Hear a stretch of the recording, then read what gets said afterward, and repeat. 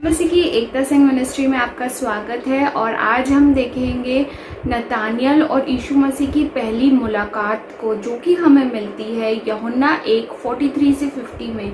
ऐसा क्या हुआ जो आज हम उसकी पहली मुलाकात के बारे में पढ़ रहे हैं। यीशु मसीह ने जब नतानियल को पहली बार अपने पास आते देखा तो यीशु मसीह ने कहा, देखो ये सचमुच इजरायली है, इसमें कपट नहीं। यानी कि जो नतानियल एक ऐसा मनुष्य था जो कि बहुत अच्छा मनुष्य था। यीशु मसीह की बातों से हमें समझ आता है जिसमें कोई कपट नहीं था, और इससे हम बहुत सारी बातों को सीख सकते हैं।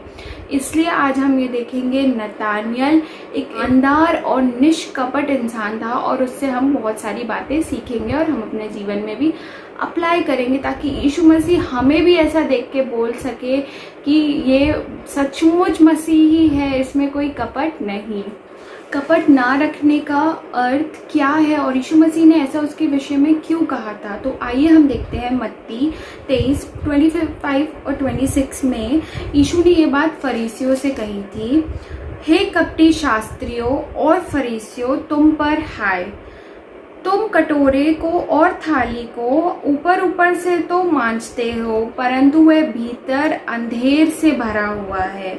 हे अंधे फरीसियों, पहले कटोरा और थाली को भीतर से मांज कि वे बाहर से भी स्वच्छ हो।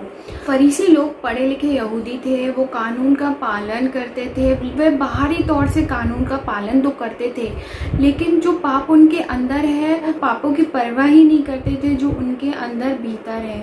वो सिर्फ धर्म से प्रेम करते थे, धर्म के कामों से प्रेम करते थे, लेकिन वे परमेश्वर से प्रेम नहीं करते थे।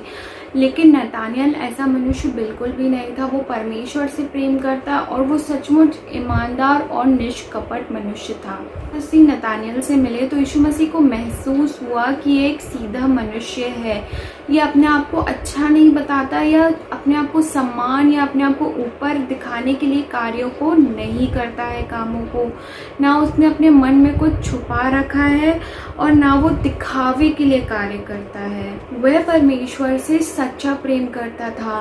प्रियो, आज आपको विचार करने की ज़रूरत है कि अगर यीशु मसीह आपको या मुझको दिखेगा तो क्या वो नतानियल की तरह हमें बोलेगा कि ये हम सच्चे मसीही हैं, निष्कपट है करके। जो लोग हमसे रोज़ मिलते हैं या हमें जानते हैं वो हमारे विषय में क्या कहते हैं कि हम ईमानदार और निष्कपट मनुष्य हैं या फिर छल करने वाले। भजन संहिता 51:6 में दाऊद कहते हैं, देख तू हृदय की सच्चाई से प्रसन्न होता है और मेरा मन ही में ज्ञान सिखाएगा। अगर हम नतानियल की तरह बनना चाहते हैं तो हमें अपने भीतर जांचना होगा, जहाँ पे कोई नहीं जांच सकता। हमें देखना होगा कि हम क्या कर रहे हैं।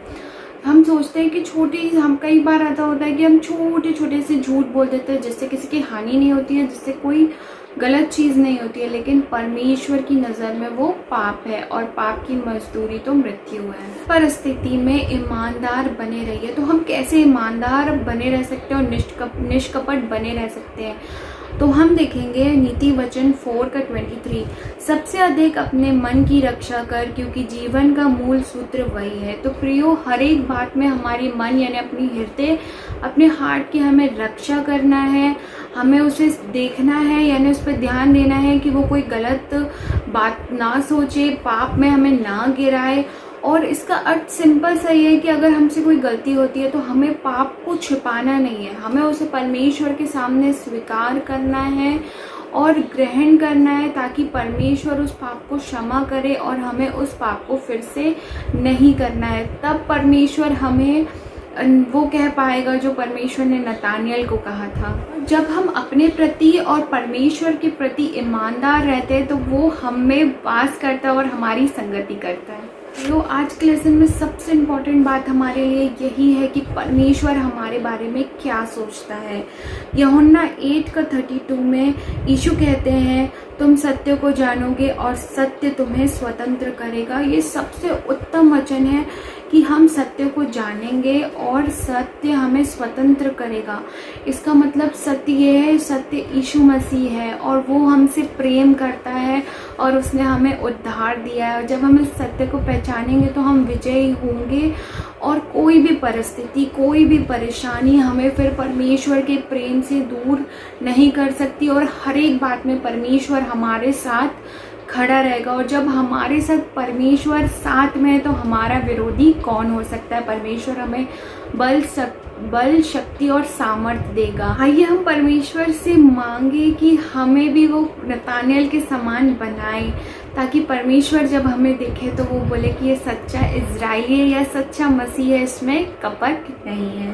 इस वचन को सुने जाने में परमेश्वर आपको बहुत आयत से आशीष दे। आमीन।